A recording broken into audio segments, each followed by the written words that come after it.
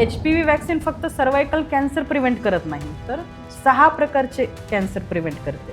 15 ते 45 वयोगटापर्यंत ही वॅक्सिन तुम्ही देऊ शकता. मी स्वतः ह्या वॅक्सिनचे 3 डोस घेतलेले आहेत. पॅरेंट्सचं असं म्हणणं आहे की वॅक्सिन घेतल्यानंतर माझ्या मुलीला काही त्रास होईल का, तिची एक्झाम आहे, तिला ताप येईल का. जेव्हा वॅक्सिन घेतो आपण तेव्हा थोडा वेळ हाताला मुंग्या येणं, थोडा वेळ हात जड पडणं, याच्या पलीकडं लक्षणं आढळत नाही.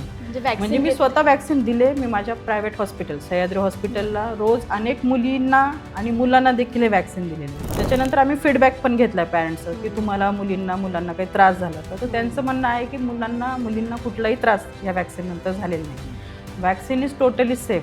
तर मला एवढंच म्हणायचं आहे की पॅरेंट्सने घाबरू नका ही वॅक्सिन घेण्यासाठी.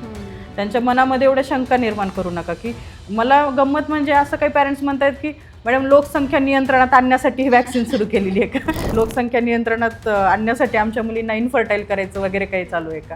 म्हणजे इथपर्यंत गैरसमज सोसायटीमध्ये आहे.